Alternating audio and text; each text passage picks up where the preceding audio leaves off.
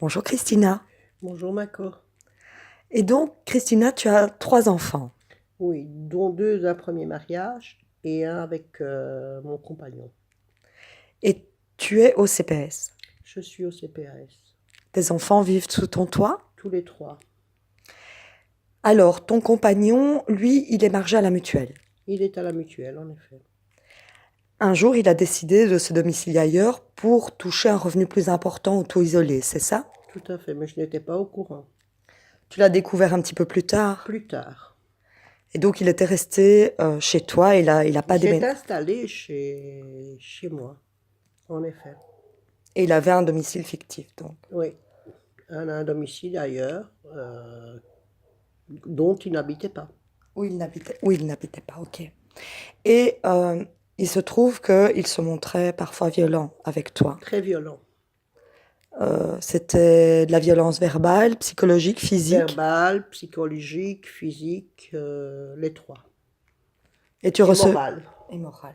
Et tu recevais des Des coups. coups, oui.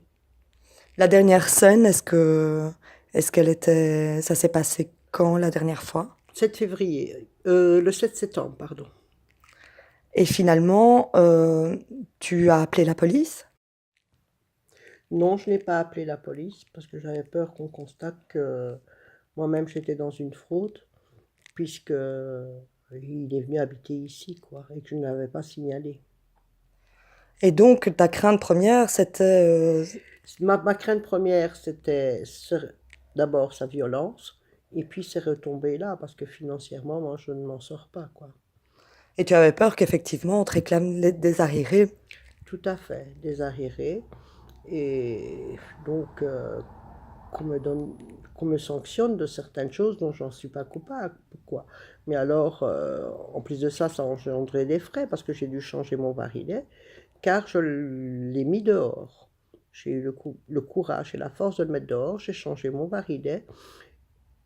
Il est venu un soir, il a envoyé quelqu'un pour casser un carreau, et donc c'est les menaces continuaient. Maintenant, je ne sais pas où il est, et donc voilà. Et donc, oui, tu as fait changer ton barillet. Et donc maintenant, s'il devait réapparaître et commettre des faits de violence, tu peux appeler la police. Oui, tout à fait. Là, sans hésiter. J'irai très loin même. Oui, et le fait qu'il ait disparu dans la nature, il ne va pas t'aider dans l'éducation, même de son fils, puisque les 2 premiers ne sont pas les siens. Oh, non, non, pas du tout. Même son éducation à lui, il ne sait pas la faire. Donc son argent, c'est son argent.